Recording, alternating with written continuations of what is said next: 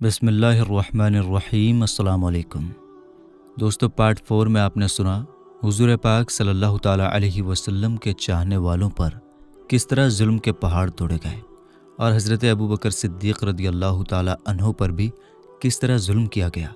اب اس کے آگے کا واقعہ آپ غور سے سنیں۔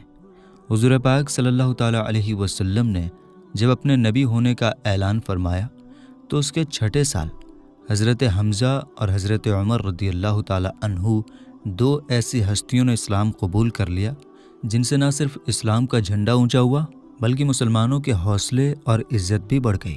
حضور پاک صلی اللہ تعالیٰ علیہ وسلم کے چچاؤں میں حضرت حمزہ کو آپ صلی اللہ تعالیٰ علیہ وسلم سے بہت زیادہ محبت تھی، اور وہ صرف 2-3 سال حضور پاک صلی اللہ تعالیٰ علیہ وسلم سے عمر میں زیادہ تھے، اور کیونکہ انہوں نے بھی حضرت شعیبہ کا دودھ پیا تھا اس لیے حضور پاک صلی اللہ تعالیٰ علیہ وسلم کے رضائی بھائی بھی تھے۔ حضرت حمزہ رضی اللہ تعالیٰ عنہ بہت ہی طاقتور اور بہادر تھے اور شکار کے بہت ہی شوقین تھے۔ روزانہ صبح سویرے تیر کمان لے کر گھر سے نکل جاتے اور شام کو شکار سے واپس لوٹ کر حرم میں جاتے، یعنی کعبہ میں جاتے اور خانہ کعبہ کا طواف کرتے اور قریش کے سرداروں کی مجلس میں کچھ دیر بیٹھا کرتے تھے۔ ایک دن اپنی عادت کے مطابق شکار سے واپس لوٹے تو ابن جدعان کی لونڈی اور خود ان کی بہن حضرت بی بی صفیہ رضی اللہ تعالی عنہا نے ان کو بتایا کہ آج ابو جہل نے کس طرح تمہارے بھتیجے حضرت محمد صلی اللہ تعالی علیہ وسلم کے ساتھ بے ادبی اور گستاخی کی ہے۔ یہ ماجرا سن کر غصے کے مارے حضرت حمزہ رضی اللہ تعالی عنہ کا خون کھولنے لگا اور ایک دم تیر کمان لیے ہوئے مسجد حرام میں پہنچ گئے اور اپنی کمان سے ابو جہل کے سر پر اس زور سے مارا کہ اس کا سر پھٹ گیا، اور کہا کہ تو میرے بھتیجے کو گالیاں دیتا ہے، تجھے خبر نہیں کہ میں بھی اسی کے دین پر ہوں؟ یہ دیکھ کر بنی مخزوم قبیلے کے کچھ لوگ ابو جہل کی مدد کے لیے کھڑے ہو گئے، تو ابو جہل نے یہ سوچ کر کہ کہیں بنو ہاشم سے جنگ نہ چھڑ جائے، اس لیے یہ کہا کہ اے بنی مخزوم، آپ لوگ حمزہ کو چھوڑ دیجئے، واقعی میں نے آج ان کے بھتیجے کو بہت ہی خراب قسم کی گالیاں دی تھی۔ اور میرے دوستو، بعض روایتوں میں ہے کہ جب حضرت امیر حمزہ رضی اللہ تعالیٰ عنہ ابو جہل کے پاس سے واپس ہوئے تو وہ حضور پاک صلی اللہ تعالیٰ علیہ وسلم کے پاس گئے اور کہا، میرے بھتیجے، اب غم نہیں کرنا، میں نے ابو جہل کو سمجھا دیا ہے، آج کے بعد وہ تمہاری طرف نگاہ اٹھا کر بھی دیکھ نہیں سکے گا۔ یہ کہنا تھا کہ حضور پاک صلی اللہ تعالیٰ علیہ وسلم کی آنکھوں میں آنسو جاری ہو گئے۔ اللہ کے رسول صلی اللہ تعالیٰ علیہ وسلم نے فرمایا، اے میرے چچا، میں اس بات سے خوش نہیں ہوں کہ آپ نے ابو جہل کو سزا دیا۔ اگر آپ مجھے خوش دیکھنا چاہتے ہیں تو آپ بھی اس رب کی بارگاہ میں اپنی پیشانی کو جھکا دیجئے جس کی بارگاہ میں تیرے بھتیجے محمد کی پیشانی جھکی ہوئی ہے۔ یہ کہنا تھا کہ حضرت امیر حمزہ رضی اللہ تعالیٰ عنہ ترنت پکار اٹھتے ہیں، اشہد ان لا الہ الا اللہ، اشہد ان محمد الرسول اللہ، میں گواہی دیتا ہوں کہ اللہ کے سوا کوئی معبود نہیں، اور میں گواہی دیتا ہوں کہ محمد صلی اللہ تعالیٰ علیہ وسلم اللہ کے رسول ہیں۔ دوستو، حضرت امیر حمزہ رضی اللہ تعالیٰ عنہ نے مسلمان ہو جانے کے بعد زور زور سے ان اشعار کو پڑھنا شروع کیا، جس کا اردو میں ترجمہ ہے، میں اللہ کی حمد کرتا ہوں جس وقت کہ اس نے میرے دل کو اسلام اور دین حنیف کی طرف ہدایت دی۔ جب احکام اسلام کی ہمارے سامنے تلاوت کی جاتی ہے تو باکمال عقل والوں کے آنسو جاری ہو جاتے ہیں، اور خدا کے برگزیدہ رسول احمد صلی اللہ تعالیٰ علیہ وسلم ہمارے مقتدی ہیں، تو اے کافرو، اپنے فالتو بکواس سے ان پر غلبہ مت حاصل کرو۔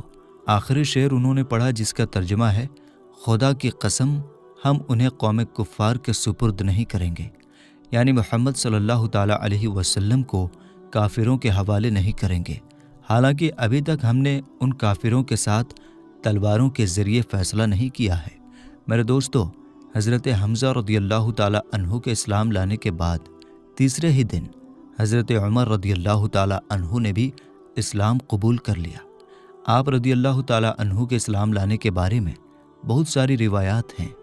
ایک روایت ہے کہ آپ رضی اللہ تعالیٰ عنہ ایک دن غصے میں بھرے ہوئے ننگی تلوار لے کر اس ارادے سے چلے کہ آج میں اسی تلوار سے پیغمبر اسلام کا خاتمہ کر دوں گا۔ اتفاق سے راستے میں حضرت نعیم بن عبداللہ قریشی رضی اللہ تعالیٰ عنہ سے ملاقات ہو گئی۔ یہ مسلمان ہو چکے تھے، مگر حضرت عمر رضی اللہ تعالیٰ عنہ کو ان کے مسلمان ہونے کی خبر نہیں تھی۔ حضرت نعیم بن عبداللہ رضی اللہ تعالیٰ عنہ نے پوچھا کہ کیوں اے عمر، اس دوپہر کی گرمی میں ننگی تلوار لے کر کہاں چلے؟ کہنے لگے کہ آج اسلام کی بنیاد رکھنے والے کا فیصلہ کرنے کے لیے جا رہا ہوں۔ انہوں نے کہا کہ پہلے اپنے گھر کی خبر لو، تمہاری بہن فاطمہ بنت الخطاب اور تمہارے بہنوئی سعید بن زید بھی تو مسلمان ہو گئے ہیں۔ یہ سن کر آپ بہن کے گھر پہنچے اور دروازہ کھٹکھٹایا۔ گھر کے اندر کچھ مسلمان چھپ کر قرآن پڑھ رہے تھے۔ حضرت عمر رضی اللہ تعالیٰ عنہ کی آواز سن کر سب لوگ ڈر گئے اور قرآن کو وہیں چھوڑ کر ادھر ادھر چھپ گئے۔ بہن نے اٹھ کر دروازہ کھولا تو حضرت عمر رضی اللہ تعالیٰ عنہ چلا کر بولے کہ اے اپنی جان کے دشمن، کیا تو بھی مسلمان ہو گئی ہے؟ پھر اپنے بہنوئی حضرت سعید بن زید رضی اللہ تعالیٰ عنہ پر جھپٹے اور ان کی داڑھی پکڑ کر ان کو زمین پر پٹک دیا اور سینے پر سوار ہو کر مارنے لگے۔ ان کی بہن حضرت فاطمہ رضی اللہ تعالیٰ عنہا اپنے شوہر کو بچانے کے لیے دوڑ پڑیں تو حضرت عمر رضی اللہ تعالیٰ عنہ نے ان کو ایسا تماچا مارا کہ ان کے کانوں کے جھومر ٹوٹ کر گر پڑے اور ان کا چہرہ خون سے لت پت ہو گیا۔ بہن نے صاف صاف کہہ دیا کہ عمر سن لو، تم سے جو ہو سکے کر لو، مگر اب اسلام دل سے نہیں نکل سکتا۔ حضرت عمر رضی اللہ تعالیٰ عنہ نے بہن کا خون سے لت پت چہرہ دیکھا اور ان کا حوصلہ بھرا یہ جملہ سنا تو ان پر کپکپی طاری ہو گئی اور ایک دم دل نرم پڑ گیا۔ تھوڑی دیر تک خاموش کھڑے رہے، پھر کہا کہ اچھا تم لوگ جو پڑھ رہے تھے مجھے بھی دکھاؤ۔ بہن نے قرآن کے پیج کو کھول کر سامنے رکھ دیا۔ اٹھا کر دیکھا تو اس آیت پر نظر پڑی کہ سبح للہ ما فی السماوات والارض وہو العزیز الحکیم۔ اس آیت کے ایک ایک لفظ کی تاثیر ان کے دل کی گہرائیوں میں اترتی چلی گئی اور جسم کا ایک ایک بال لرزنے لگا۔ جب اس آیت پر پہنچے کہ آمنوا باللہ ورسولہ تو بالکل ہی بے قابو ہو گئے اور بے اختیار پکار اٹھے کہ اشہد ان لا الہ الا اللہ و اشہد ان محمد الرسول اللہ۔ یہ وہ وقت تھا کہ حضور اکرم صلی اللہ تعالیٰ علیہ وسلم حضرت ارقم بن ابو ارقم رضی اللہ تعالیٰ عنہ کے گھر پر تشریف فرما تھے۔ حضرت عمر رضی اللہ تعالیٰ عنہ بہن کے گھر سے نکلے اور سیدھے حضرت ارقم رضی اللہ تعالیٰ عنہ کے گھر پر پہنچے تو دروازہ بند پایا۔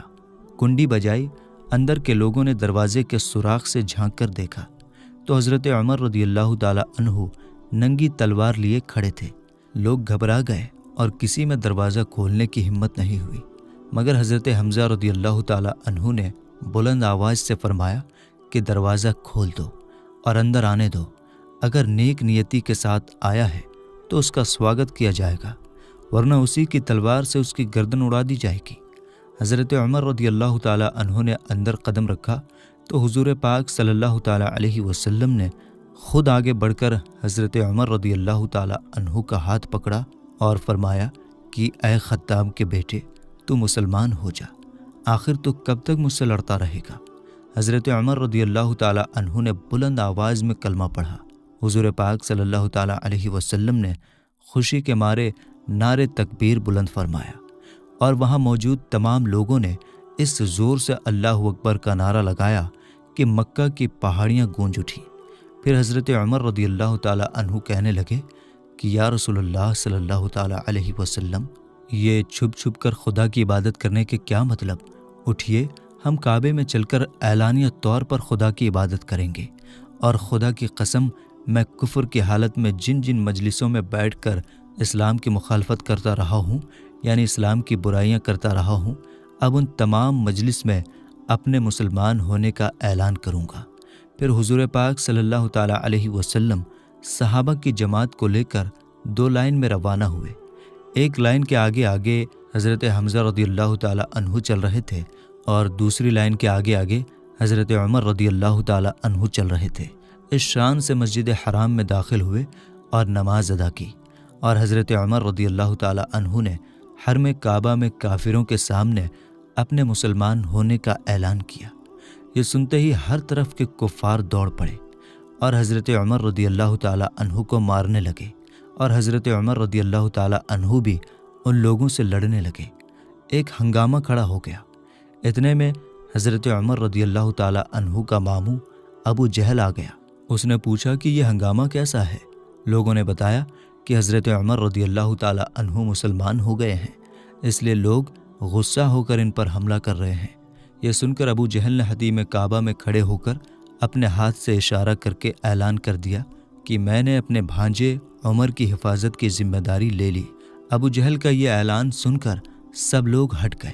حضرت عمر رضی اللہ تعالی عنہ کا بیان ہے کہ اسلام لانے کے بعد میں ہمیشہ کافروں کو مارتا اور ان کی مار کھاتا رہا، یہاں تک کہ اللہ تعالیٰ نے اسلام کو کامیابی عطا فرما دی۔ حضرت عمر رضی اللہ تعالی عنہ کے مسلمان ہونے کی ایک وجہ یہ بھی بتائی گئی ہے کہ خود حضرت عمر رضی اللہ تعالی عنہ فرمایا کرتے تھے کہ میں کفر کی حالت میں قریش کے بتوں کے پاس حاضر تھا۔ اتنے میں ایک شخص گائے کا ایک بچھڑا لے کر آیا اور اس کو بتوں کے نام پر ذبح کیا۔ پھر بڑے زور سے چیخ مار کر کسی نے یہ کہا کہ یا جلیح امر نجیح رجول فصیح یقول لا الہ الا اللہ۔ یہ آواز سن کر سب لوگ وہاں سے بھاگ کھڑے ہوئے، لیکن میں نے یہ ارادہ کر لیا کہ میں اس آواز دینے والے کی کھوج کیے بغیر ہرگز یہاں سے نہیں جاؤں گا۔ اس کے بعد پھر یہی آواز آئی کہ یا جلیح امر نجیح رجول فصیح یقول لا الہ الا اللہ، یعنی اے کھلی دشمنی کرنے والے، ایک کامیابی کی چیز ہے کہ ایک ایسا آدمی جس کی زبان بہت بہتر ہے وہ کہتا ہے لا الہ الا اللہ، یعنی اللہ کے سوا کوئی معبود نہیں۔ حالانکہ بتوں کے آس پاس میرے سوا کوئی نہیں تھا۔ اس کے فوراً بعد ہی حضور پاک صلی اللہ تعالی علیہ وسلم نے اپنی نبوت کا، اپنے نبی ہونے کا اعلان فرمایا۔ اس واقعے سے حضرت عمر بے حد پربھاوت ہوئے، امپریسڈ ہوئے، اس لیے ان کے اسلام لانے میں اس واقعے کا بھی بڑا اہم رول ہے۔ حضرت عمر رضی اللہ تعالی عنہ کو جب مکہ کے کافروں نے بہت زیادہ ستایا تو عاص بن وائل سہمی نے بھی آپ رضی اللہ تعالی عنہ کو اپنی پناہ میں لے لیا، یعنی انہوں نے آپ کی حفاظت کی ذمہ داری اپنے سر پر لے لیا۔ اور حضرت عاص بن وائل وہ شخص ہیں جو زمانہ جاہلیت میں حضرت عمر کے حلیف تھے، یعنی ان دونوں کے بیچ یہ طے ہوا تھا کہ جو میرا دشمن ہے وہ آپ کا دشمن ہے، اور جو آپ کا دشمن ہے وہ میرا دشمن ہے۔ اگر کسی نے ہم پر حملہ کیا تو آپ میرا ساتھ دیں گے، اور آپ پر حملہ کیا تو ہم آپ کا ساتھ دیں گے۔ تو چونکہ یہ باتیں طے ہوئی تھی، اس لیے حضرت عمر رضی اللہ تعالی عنہ کافروں کی مار دھاڑ سے بچ گئے۔ تو میرے دوستو، اب آپ اس گھاٹی کے بارے میں سنیں جو اسلام کے اتہاس میں شیب ابی طالب کے نام سے مشہور ہے۔ دوستو، اعلان نبوت کے 7ویں سال مکہ کے کافروں نے جب دیکھا کہ روز بروز مسلمانوں کی تعداد بڑھتی جا رہی ہے اور حضرت حمزہ و حضرت عمر رضی اللہ تعالی عنہما جیسے بہادران قریش بھی اسلام قبول کر چکے ہیں، تو غصے میں ان لوگوں نے اپنا کنٹرول کھو دیا، اور تمام قریش کے سرداروں اور مکہ کے دوسرے کافروں نے یہ اسکیم بنائی کہ حضور صلی اللہ تعالی علیہ وسلم اور آپ کے خاندان کا پوری طرح بائیکاٹ کر دیا جائے، اور ان لوگوں کو کسی چھوٹی اور اندھیری جگہ میں قید کر دیا جائے، اس طرح سے کہ ان کے لیے کھانے کا ایک دانہ اور پانی کا ایک قطرہ بھی پہنچ نہ پائے، تاکہ یہ لوگ پوری طرح تباہ و برباد ہو جائیں۔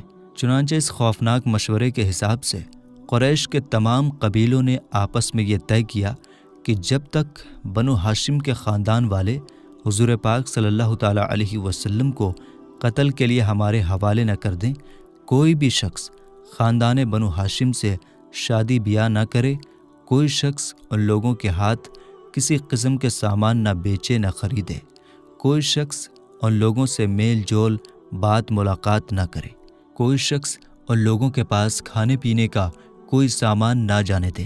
منصور بن اکرمہ نے اس طے شدہ بانڈ کو لکھا اور قریش کے تمام سرداروں نے اس پر سگنیچر کر کے उस कागज़ को काबा के अंदर लटका दिया।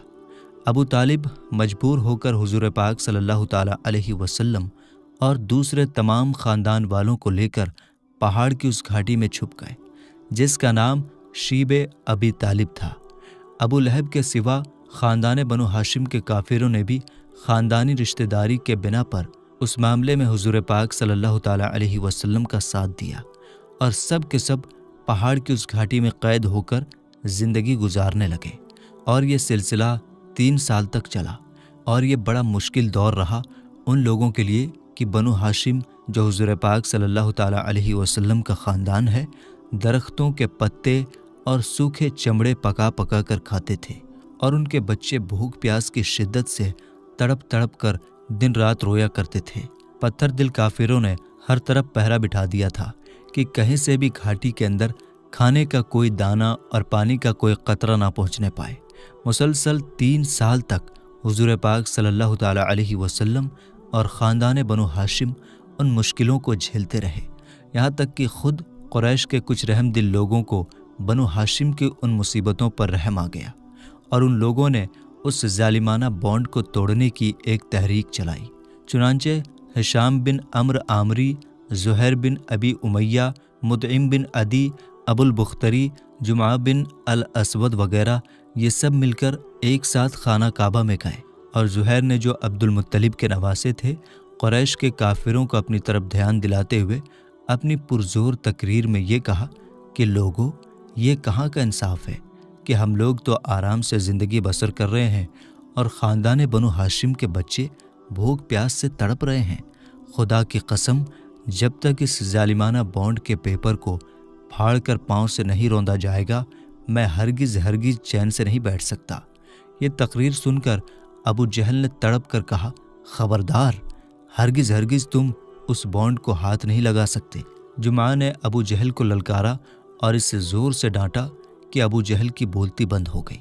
इसी तरह मुतइम बिन अदी और हिशाम बिन अमर ने भी अबू जहल को जवाब दिया और अबुल बुख्तरी ने तो साफ साफ कह दिया कि ए अबू जहल, इस जालिमाना बॉन्ड से ना तो हम पहले राज़ी थे और ना ही अब हम इससे राज़ी हैं और ना ही जो कुछ इसमें लिखा हुआ है हम उसके पाबंद हैं। उसी मजमे में एक तरफ अबू तालिब भी बैठे हुए थे। उन्होंने कहा कि ए लोगों, मेरे भतीजे मोहम्मद सल्लल्लाहु ताला अलैहि वसल्लम कहते हैं कि इस बॉन्ड के पेपर को कीड़ों ने खा डाला है और सिर्फ जहाँ जहाँ खुदा का नाम लिखा हुआ था उसको कीड़ों ने छोड़ दिया है। लिहाजा मेरी राय यह है कि तुम लोग इस पेपर को निकाल कर देखो। अगर वाकई उसको कीड़ों ने खा लिया है, जब तो उसको फाड़ कर फेंक दो, और अगर मेरे भतीजे का कहना गलत साबित हुआ तो मैं मोहम्मद सल्लल्लाहु ताला अलैहि वसल्लम को तुम्हारे हवाले कर दूंगा। ये सुनकर मुतइम बिन अदी खाना काबा के अंदर गया और पेपर को उतार लाया और सब लोगों ने उसको देखा तो वाकई अल्लाह के नाम के अलावा पूरे पेपर को कीड़ों ने खा लिया था। मुतइम बिन अदी ने सबके सामने उस पेपर को फाड़कर फेंक दिया और फिर कुरैश के चंद बहादुर हथियार लेकर घाटी में पहुंचे। हालांकि उस वक्त ये सब लोग कुफर की हालत में थे और ख़ानदान बनु हाशिम के एक एक आदमी को वहां से निकाल लाए और उनको उनके घरों में आबाद कर दिया। ये वाक़या ऐलान नबूवत के 10वें साल पेश आया है। मंसूर बिन इकरमा, जिसने उस बॉन्ड के पेपर को लिखा था, उस पर यह अल्लाह का अजाब आया कि उसका हाथ शल होकर सूख गया। हुजूर सल्लल्लाहु ताला अलैहि वसल्लम शीबे अबी तालिब से निकलकर अपने घर में तशरीफ़ लाए और काफिरों से राहत मिले कुछ ही दिन हुए थे कि अबू तालिब बीमार हो गए और घाटी से बाहर आने के 8 महीने बाद उनका इंतकाल हो गया। अबू तालिब की वफ़ात हुजूर पाक सल्लल्लाहु ताला अलैहि वसल्लम के लिए ऐसी थी कि वह बर्दाश्त से बाहर थी, क्योंकि बचपन से जिस तरह प्यार और मोहब्बत के साथ अबू तालिब ने आपकी परवरिश की थी और ज़िंदगी के हर मोड़ पर जिस तरह आपकी मदद की थी और आपके दुश्मनों के सामने खड़े होकर जिस तरह मुसीबतों का मुकाबला किया था, उसको भला हुजूर पाक सल्लल्लाहु ताला अलैहि वसल्लम किस तरह भुला सकते थे। जब अबू तालिब इस तरह उस बीमारी में मुब्तला हो गए जो उनकी मौत की वजह बनी, तो हुजूर पाक सल्लल्लाहु ताला अलैहि वसल्लम उनके पास तशरीफ़ ले गए और फरमाया कि चचा, आप कलमा पढ़ लीजिए। ये वो कलमा है कि उसकी वजह से मैं खुदा की बारगाह में आपकी मग़फ़िरत के लिए इसरार करूँगा। مغفرت کی دعا کروں گا۔ اس وقت ابو جہل اور عبداللہ بن ابو امیہ ابو طالب کے پاس موجود تھے۔ ان دونوں نے ابو طالب سے کہا کہ اے ابو طالب، کیا آپ عبد المطلب کے دین سے پھر گئے ہیں؟ عبد المطلب کے دین کو چھوڑ دیے ہیں؟ یہ دونوں برابر ابو طالب سے گفتگو کرتے رہے، یہاں تک کہ ابو طالب نے کلمہ نہیں پڑھا، بلکہ ان کی زندگی کی آخری بات یہ رہی کہ میں عبد المطلب کے دین پر ہوں، اور ان کی روح پرواز کر گئی۔ حضور پاک صلی اللہ تعالیٰ علیہ وسلم کو اس سے بڑا صدمہ پہنچا، بڑی تکلیف پہنچی، اور آپ نے فرمایا کہ میں آپ کے لیے اس وقت تک مغفرت کی دعا کرتا رہوں گا جب تک اللہ تعالیٰ مجھے منع نہ فرمائے گا۔ اس کے بعد اللہ کی جانب سے قرآن کی آیت نازل ہوئی، جس کا ترجمہ ہے، نبی اور مومنین کے لیے یہ جائز نہیں کہ وہ ان لوگوں کے لیے مغفرت کی دعا کریں جنہوں نے شرک کیا، یعنی اللہ کے سوا دوسرے کو خدا مانا، اگرچہ وہ رشتہ دار ہی کیوں نہ ہوں، جب انہیں معلوم ہو چکا ہے کہ مشرکین جہنمی ہیں، یعنی وہ لوگ جنہوں نے اللہ کے ساتھ شرک کیا جہنمی ہیں۔ حضرت بی بی خدیجہ رضی اللہ تعالیٰ عنہا کی وفات، جو حضور پاک صلی اللہ تعالیٰ علیہ وسلم کی پہلی بیوی ہیں اور حضرت فاطمہ زہرا رضی اللہ تعالیٰ عنہا کی ماں ہیں، جنہوں نے حضور کو کافی مدد کی۔ حضور پاک صلی اللہ تعالیٰ علیہ وسلم کے مبارک دل پر ابھی ابو طالب کے انتقال کا غم تازہ ہی تھا کہ ابو طالب کی وفات کے 3 یا 5 دن بعد حضرت بی بی خدیجہ رضی اللہ تعالیٰ عنہا بھی دنیا سے رخصت فرما گئیں۔ مکہ میں ابو طالب کے بعد سب سے زیادہ جس انسان نے اللہ کے رسول صلی اللہ تعالیٰ علیہ وسلم کی مدد میں اپنا تن من دھن سب کچھ قربان کر دیا، وہ حضرت بی بی خدیجہ رضی اللہ تعالیٰ عنہا کی ذات تھی۔ جس وقت دنیا میں کوئی حضور پاک صلی اللہ تعالیٰ علیہ وسلم کا سچا مشورہ دینے والا اور غم بانٹنے والا نہیں تھا، حضرت بی بی خدیجہ رضی اللہ تعالیٰ عنہا ہی تھیں کہ ہر پریشانی کے موقع پر پوری جانثاری کے ساتھ آپ صلی اللہ تعالیٰ علیہ وسلم کے غم کو بانٹتی تھی اور آپ کے ساتھ کھڑی رہتی تھی۔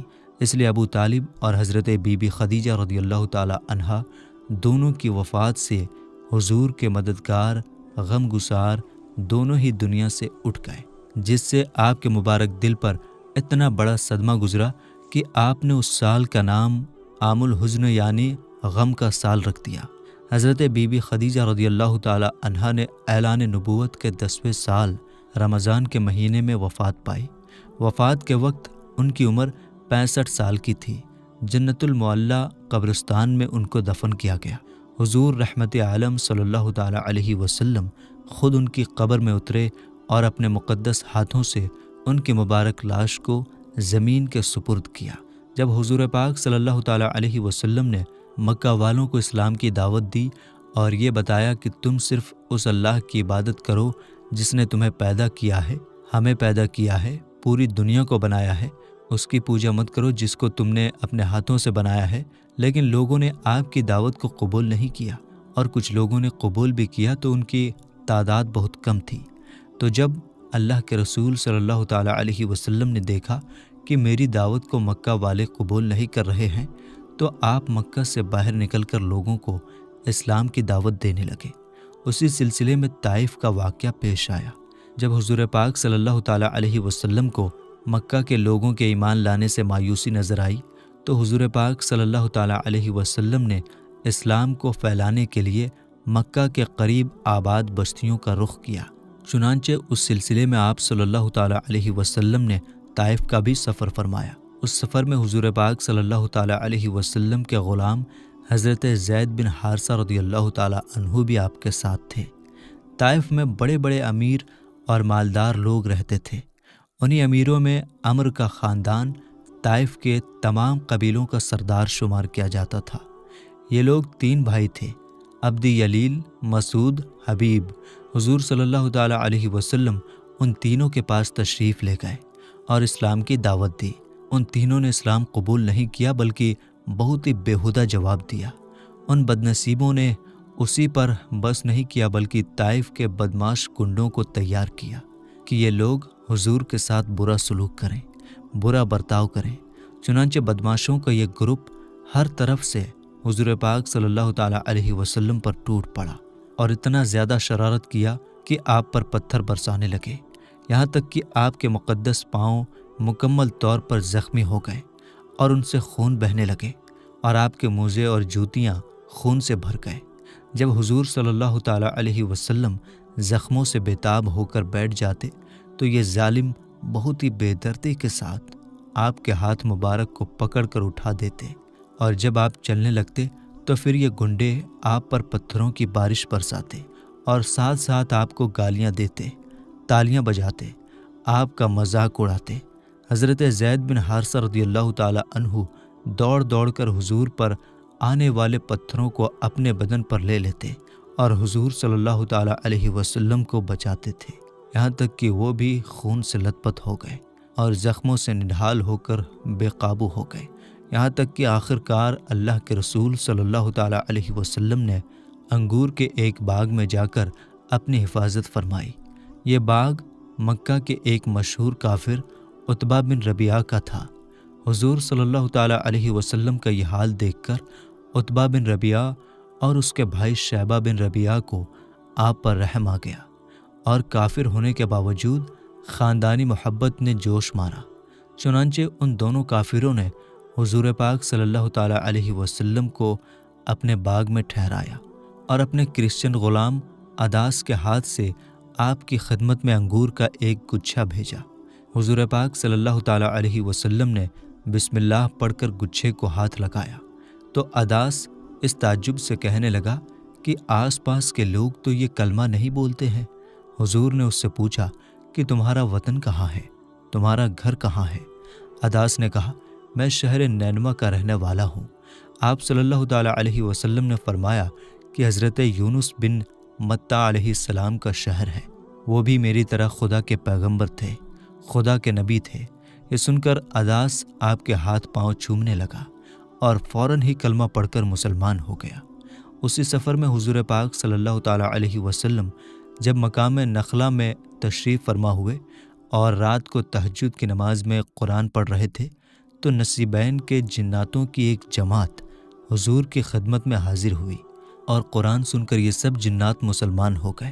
پھر ان جناتوں نے لوٹ کر اپنی قوم کو بتایا تو مکہ مکرمہ میں جناتوں کی جماعت نے گروہ در گروہ آ کر اسلام قبول کیا۔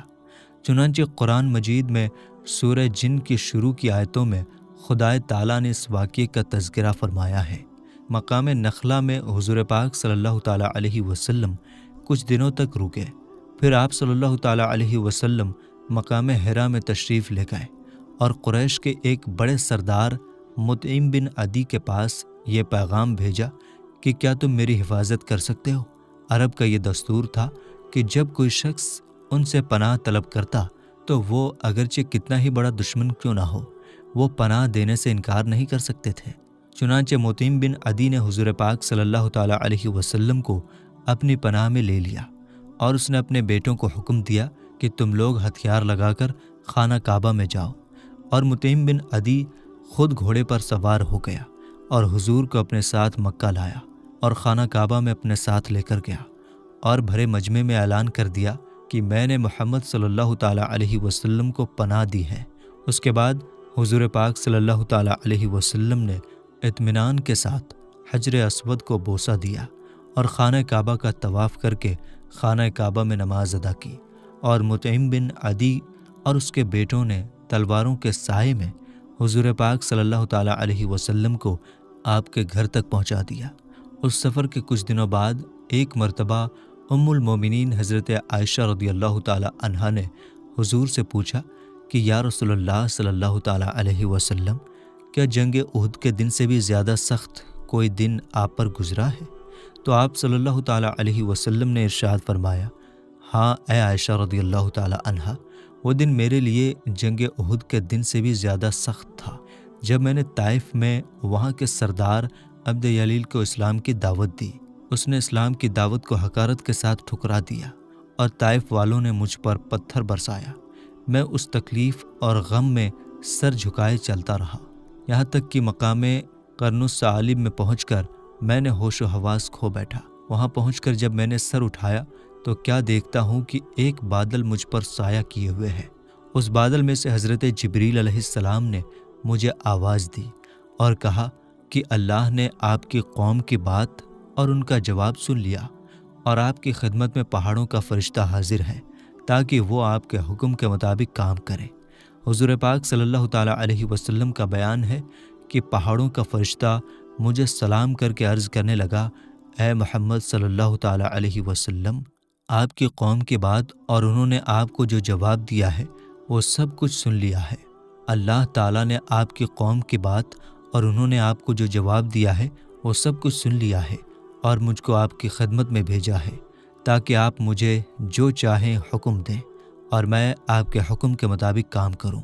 اگر آپ چاہتے ہیں کہ میں اکشبین، ابو قبیس اور قیقعان دونوں پہاڑ کو ان کافروں پر الٹ دوں تو میں الٹ دیتا ہوں۔ یہ سن کر حضور پاک صلی اللہ تعالیٰ علیہ وسلم نے جواب دیا کہ نہیں، بلکہ میں امید کرتا ہوں کہ اللہ تعالیٰ ان کی نسلوں سے اپنے ایسے بندوں کو پیدا فرمائے گا جو صرف اللہ تعالیٰ ہی کی عبادت کریں گے اور شرک نہیں کریں گے۔ تو میرے دوستو، حضور پاک صلی اللہ تعالیٰ علیہ وسلم کی پوری زندگی پر بننے والی سیریز کا یہ 5واں پارٹ تھا۔ ہم امید کرتے ہیں کہ آپ کو آسانی کے ساتھ سمجھ میں آ گیا ہوگا۔ ویڈیو آپ کو سمجھ میں آ رہی ہے تو کمنٹ باکس میں ضرور بتایا کریں تاکہ ہم آپ کے لیے آگے اور بہتر کر سکیں۔ تو ہمیں اجازت دیجیے، ملیں گے انشاءاللہ تعالیٰ اگلی ویڈیو میں۔ السلام علیکم، اللہ حافظ۔